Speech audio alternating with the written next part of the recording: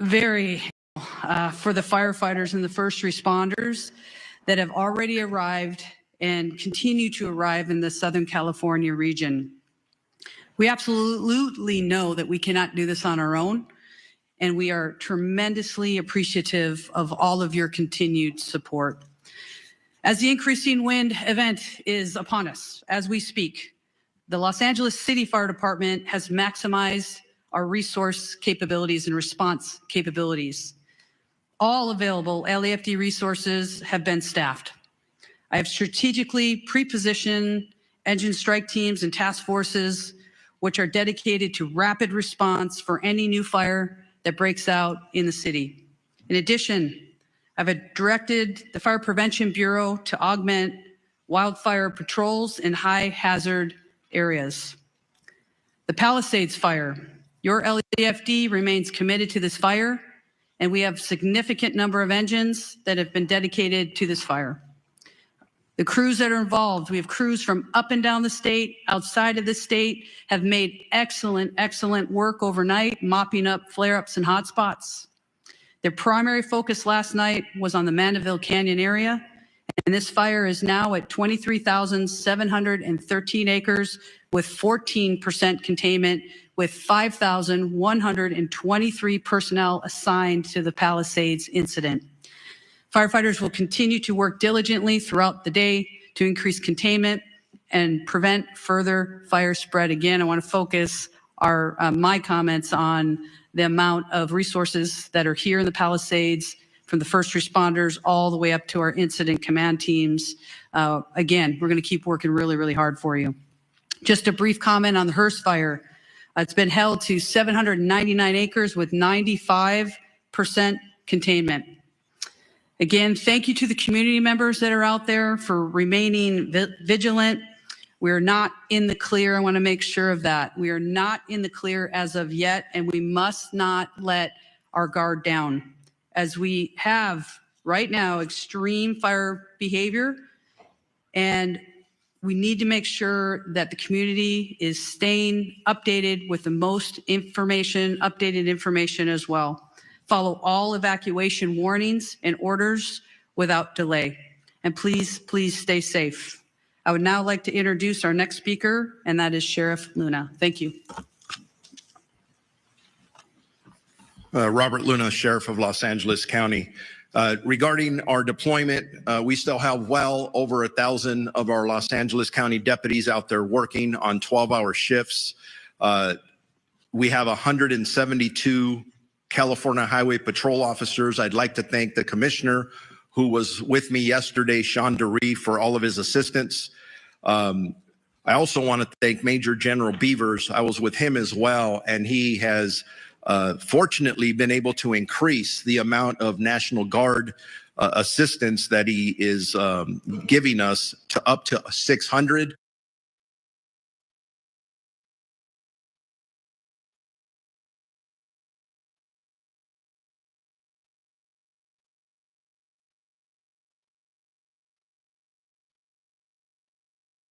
And he told me yesterday, if we need more, we can ask for more. And we are strategically looking at that, analyzing it, and we'll ask as needed. Evacuations, we have approximately, and this is some good news because it's dropped, we have over 92,000 people who are under evacuation orders and approximately 89,000 people who are under evacuation warnings. I want our community to know this. And Chief Maroney did talk about this for a second. In every conversation we're having about evacuations, warnings, whether they're going to implement them or take them away, the conversation about repopulation is on all of our minds. I know that we are attending, staff's attending community meetings, whether they be out in the Palisades fire area in Malibu for us at LA County. At Gibson's, we strive to provide our customers with the best in plumbing, heating, and cooling across Northeast Indiana, Southeast Michigan, and Northwest Ohio. Clear, and we want to get you in there as soon as possible. But I want to reiterate what is holding us up. This is very important. We are still, for the Altadena area, we are in the third day of grid searching. It is a very grim task. And we, unfortunately, every day we're doing this, we're running across the remains of individual community members. That is not easy work, very sad to report. And I believe that work is not only going to continue, but I believe will continue to find remains. So please be patient with us. People are saying, I just want to go look at my house and I want to see what's left. We know that, but we have people literally looking for the remains of your neighbors. Please be patient with us. There's a lot of hazards in the area still. The area has not been rendered safe. Please be patient with us. And then we have the potential of crime scenes. And I'm not saying that's what it is. I'm just saying we have to think ahead because we can't go back from that. So please be patient with us. The curfew is still in effect, 6 p.m. To 6 a.m. for specifically the mandatory evacuation areas in both the Palisades impacted area and the Eaton fire impacted areas. Those are subject to change depending on need, one way or another. We understand, again, that people want to go back, but it is dangerous to do so, and we will not put anybody's safety at risk. I want to talk about arrest for the LA County Sheriff's area. Overnight, we had several other arrests. It brings it up to a total of 34 in our geographic area. We have 30 in the Eaton fire area, and we have 4 in the Palisades area. Last night, specifically, again, for LA County Sheriff's jurisdiction, we arrested 4. 2 were for curfew violations. 2 were arrested for 1 drone incident. To my knowledge, we have now had 2 specific drone incidents that have resulted in 3 arrests. So as I talk to our community again, if you do not have business in the evacuation areas, do not go there. Please, you're infringing upon the work that our first responders need to attend to. And I do want to say, when I talk about these arrests, I want to clarify not all of them are for burglary or looting or for curfew violations. But it is very important when I say stay out, we are arresting people who are not supposed to be there, who do not live there, who are in possession of narcotics. We've arrested several with guns. And yeah, I'm going to tell you something. If our deputies being very proactive in these areas, stopping people in a constitutional manner as always, making sure that they're supposed to be there, and you have narcotics on you and you have a gun on you, in police work, we call that a clue. Something's wrong there. So that's why we're arresting people. Our search and rescue missions, through the 2 days, we have searched 1,874 properties. In regards to deaths, and again, I want to clarify, this is for the Los Angeles County area of responsibility. We have confirmed 21 deaths, 16 in the Eaton fire area, and 5 in the Palisades area. And sadly, yes, unfortunately, I anticipate the number to go up. Missing persons, we are actively have 23 active missing persons reported, 17 in the Eaton fire area, 6 in the Malibu area. All of them are adults. Thank God there's no juveniles. But if you believe you have somebody who's missing, make sure you report that to us as soon as possible. For any updated information that anybody may have, questions, very important questions regarding evacuation orders or warnings or any road closures, please go to lacounty.gov/emergency for assistance. The American Red Cross is doing an amazing job. Please contact them. And again, for some of the negative things I talk about, there are some amazing stories of community members coming forward to donate items. It's very inspiring. For donations, go to Emergency Network Los Angeles. And now it's my pleasure to introduce Assistant Chief Dominic Choi from the Los Angeles Police Department. Okay, good morning. I want to start. Wow, it's just horrible what's going on. You know, they got a brief period where there's no wind or anything. Hopefully they can get things under control. I think the wind picks up to tonight or something out there until Friday or something like that. Folks, if you're up here in the Upper Peninsula is where I am, it's very cold today. I went out there this morning about 8:30, 9 o'clock. I think it was only 12 degrees with the wind blowing. It's pretty chilly out there. So please be safe. I think it's horrible. I got birds out there. They want to be fed. Please be safe out there, folks. If you don't have to be out there, don't be out there. Horrible that they're catching all these people in the time of disaster. Let's continue to watch.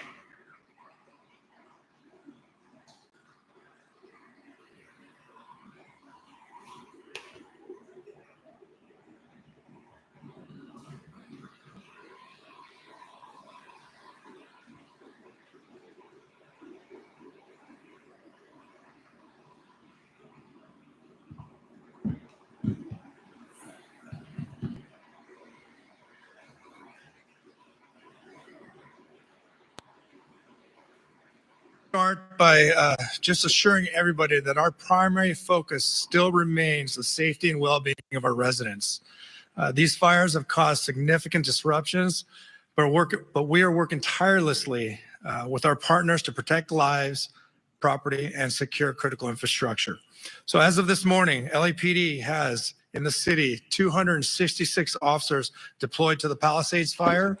We also have support from our National Guard partners who have deployed 200 soldiers assigned to the incident. We're very grateful for their support. All the trees around the We house. also have dedicated resources investigating our missing persons reported.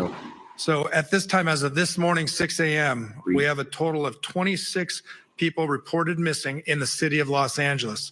17 of those individuals have been located safely. 9 of the 9 remaining, 2 most likely were found in the fires deceased, but they haven't been positively identified by a coroner's office yet. So those are still waiting to be identified. 1 individual, we believe, is located safely in a shelter, but that person, we're waiting for confirmation on that. There are 6 that remain unaccounted for, and we're diligently trying to identify and locate these people. So in total, in the city of Los Angeles, since Tuesday when these fires occurred, we have 3 fatalities. Again, 2 were found in the fires, and 1 was a burn victim that was transported earlier this week to a hospital. That person later passed away. If you want to make a missing persons report, you can do so either in person or over the phone. You can call any one of our 21 geographic stations and make that report, or you can call our missing persons investigation unit directly. I'm going to give you the number. It's 213-996-1800.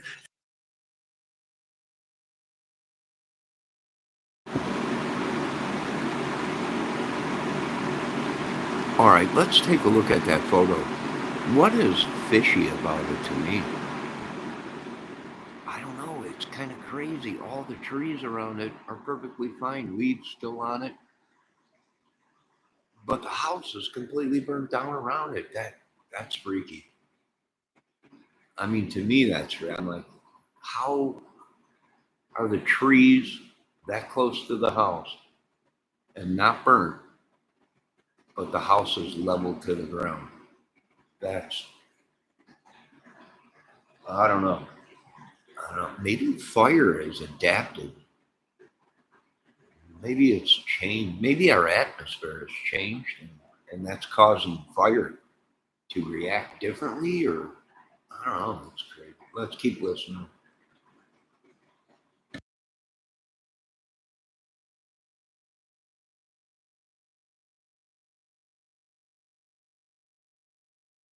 And select option 3.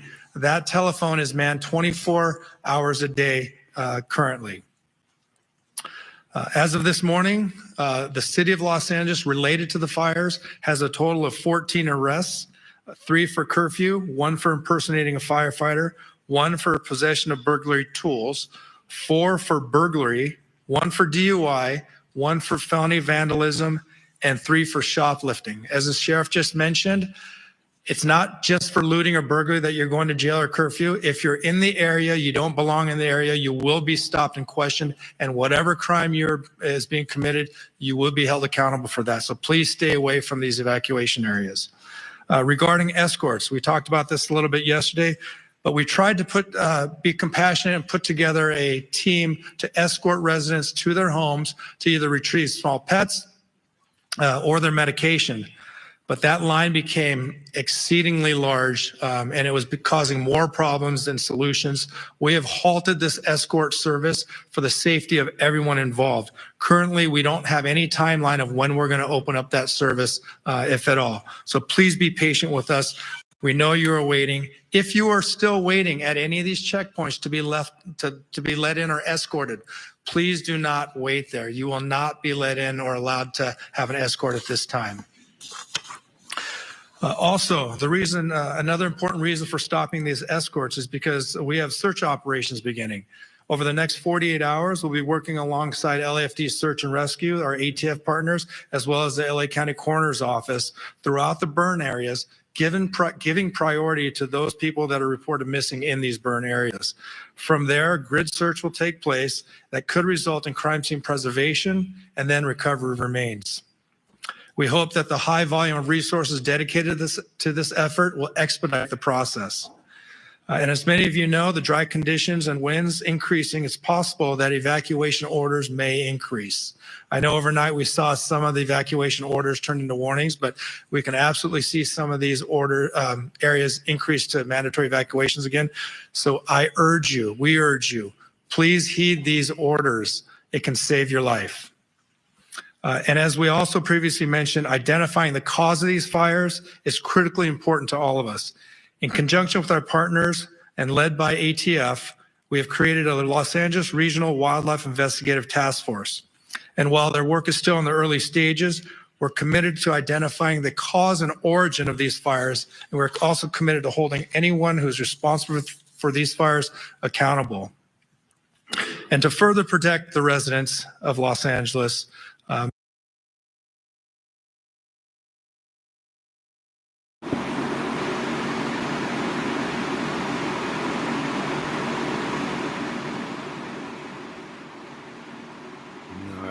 bring this up. They're saying they're going to hold anybody responsible for this fire. Well, wouldn't you hold the government responsible for this? Because, I mean, didn't they not do things they were supposed to be doing or whatever, the state or whatever? I mean, are you going to hold them responsible? You going to lock them up? I mean, they played a role in this too. I mean, here all along, people thought that all this stuff was being done. But when this fire occurred, the truth came out that there was nothing in place. There was nothing.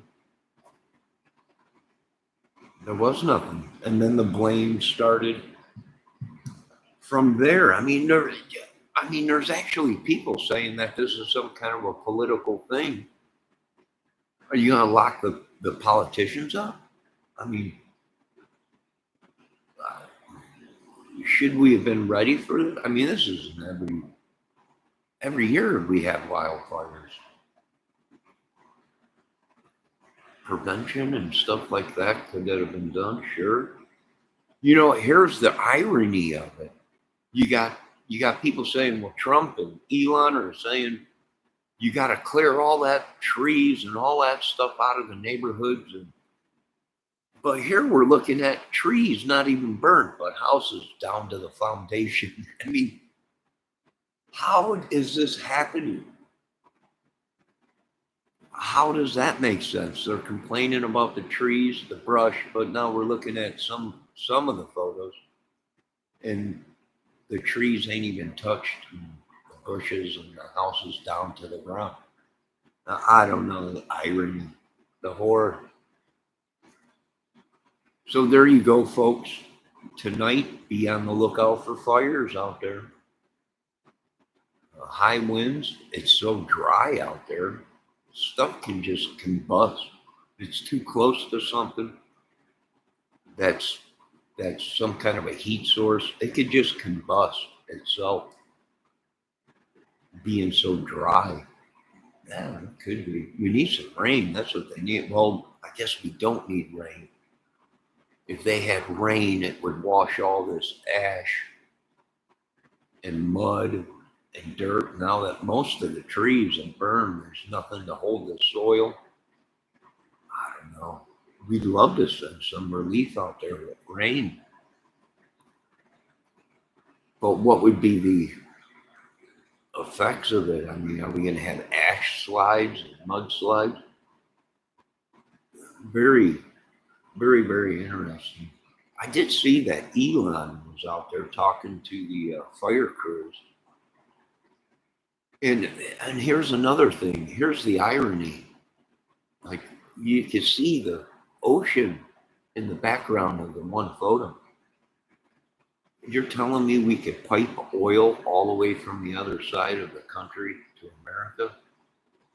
Or way up from Alaska to America, but we can't pipe in ocean water to America in case of fires? I don't know, we should jump on board with the other countries. They're doing it. Why ain't we? Now, I know a lot of people would say, well, because you'd be sucking up fish. Well, no, not if you put a filter on it. You're just sucking up water. You'd have to put a filter, and you'd have to keep the filter clean of any kind of particles, plankton, or any kind of seaweed or anything. But could it work? Yeah. Heck, look how close the ocean is. They could have. I would have voted for that. Hey, America wants to put a sprinkler system within all of America, piped in like a oil pipe to put out all of God's creation. If it gets put on fire, I would have voted yeah for that. I mean, even places where they don't need it, you would have a fire defense system that just hoses down the whole town. Right? One house starts on fire, boom. The giant sprinkler pops up out of the ground, and 500 foot, and starts spraying everything. Yeah, it's possible. How can it not be possible when I'm watching other countries do it? So, yeah, it's possible. Should it have been done? Probably a long time ago. And this sprinkler system, fire defense, would even work if our country was ever attacked, God forbid. But we are under attack. That's what people don't understand. Just because we're not seeing tanks rolling on the ground, jets in the sky with someone else's logo on it, doesn't mean we're not invisibly under attack in America by sleeper cells, rogue government, rogue politicians, rogue everything.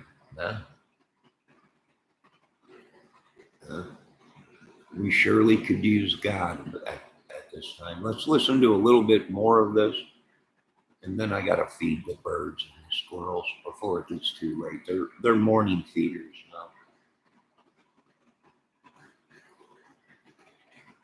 now.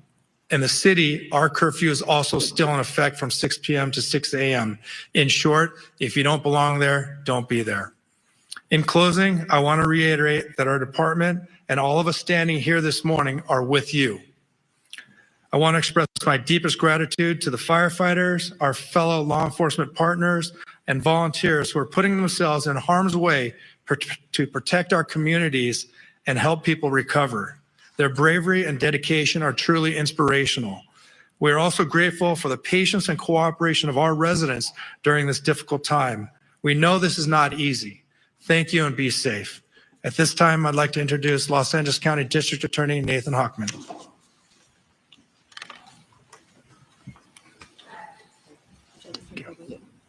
Thank you. With firefighters literally putting their lives on the line to save lives and to save homes, with law enforcement working around the clock to keep security at a high level, with over 200,000 people evacuated, and I'm one of them, and with people who have lost lives, lost homes, lost businesses, there are still people in our community who, rather than saying thank you, look at this as an opportunity to commit crime and to take illegal profit and advantage over the situation. We've seen this come up, and you've heard law enforcement describe the arrests that have been made, whether those arrests are for looting, burglary, grand theft, whether those arrests are for arson, whether those arrests will eventually be for price gouging, because we have been seeing price gouging with hotels, people offering residences well above the 10% addition that they can charge. We've seen that with medical supplies, other types of supplies, price gouging going on. So the criminals have decided that this is an opportunity, and I'm here to tell you that this is not an opportunity. You will be arrested, you will be prosecuted, and you will be punished to the full extent of the law. At 2 p.m. today, we'll be holding a press conference to announce the first charges in a looting case and the first charges in an arson case. This is not an arson case tied to the major fires. It was an arson case that was done on the side, in essence. You will hear that these people who've committed these crimes are facing very significant sentences. I am working with over 750 deputy district attorneys and in the entire law enforcement community to bring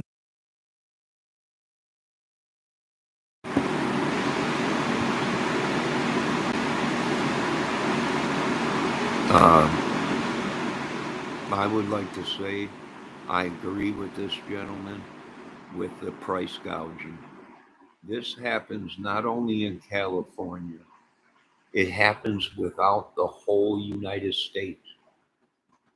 It is like a rolling earthquake tremor across the United States.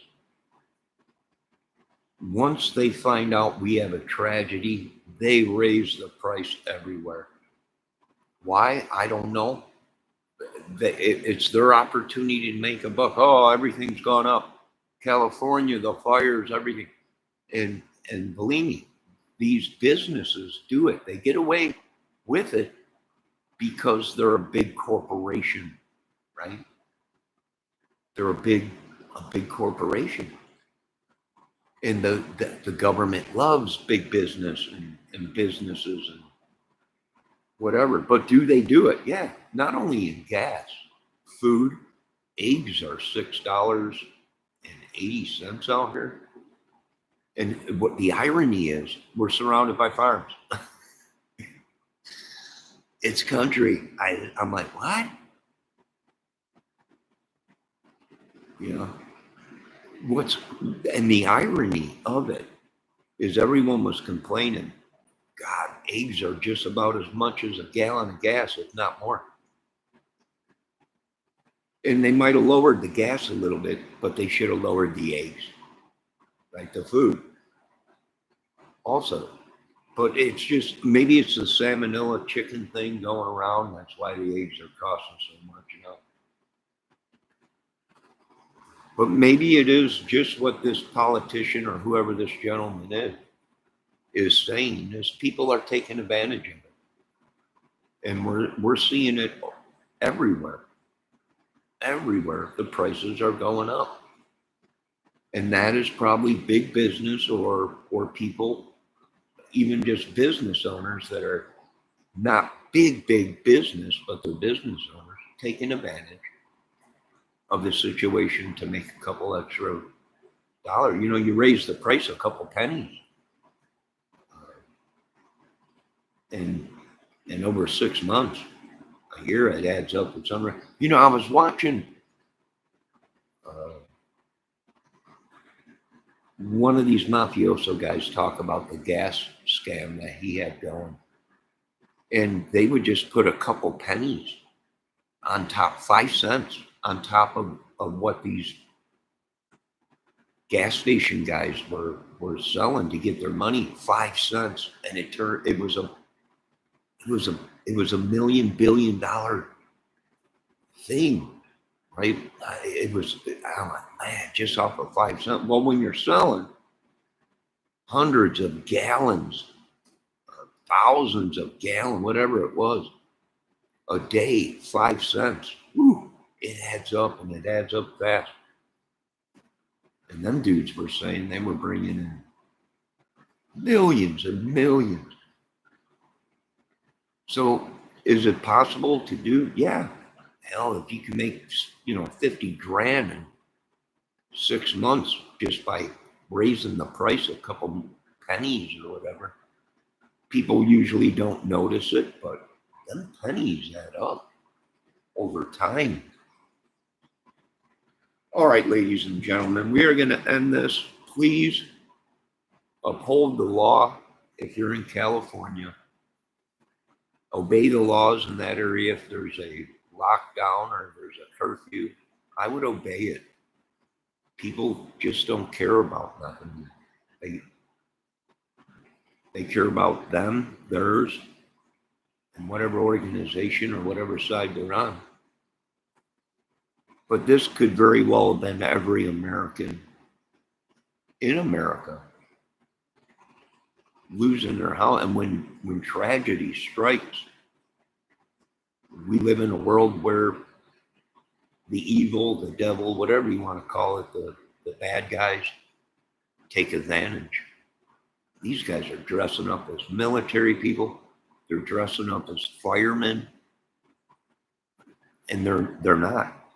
I wouldn't doubt it if some of them been dressing up as police just to quarantine off an area so they can go in and rob, steal, and loot or whatever. Maybe it's possible. All right, I gotta feed these birds and squirrels.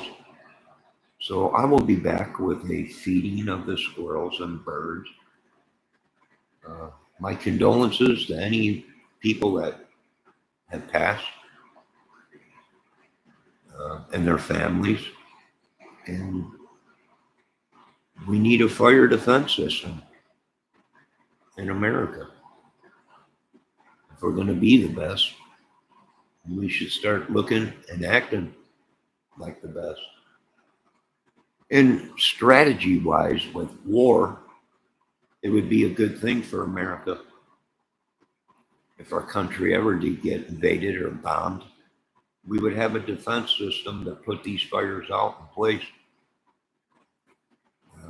I just think if we're going to be the best, we claim we're the best, then our country, our land, our homes should be the best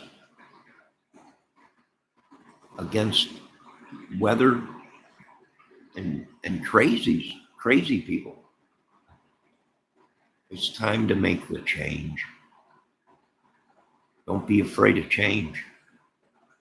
We might be able to sleep good at night if we had some safe change in America. That's another thing. We're sleep deprived, we're stressed, we're on the brink of. You're not a man if you ain't out raping and pillaging and got millions of dollars in them. It's horrible. It's horrible. You folks have a great day. God bless, Lord, if you're listening. All glory goes to you. And we surely could use some help with these fallen angels in America. They've turned our country into a nest of yuck and poo. Yuckiness. I'd be telling the kids, don't touch nothing yucky poo-poo and wipe your hands off. I don't know. No, we could surely use the Lord. some sanctuary from all this. Many years, America's been feeding the world and protecting it. And now we can't feed our own or protect our own. It's just sad. We can't even get doctors and nurses and I can't, it's just unreal. They're telling people not even if you need doctor assistance or operations, go to another state. Don't do it in Indiana. I mean, they're saying don't even move to Indiana. It's unreal.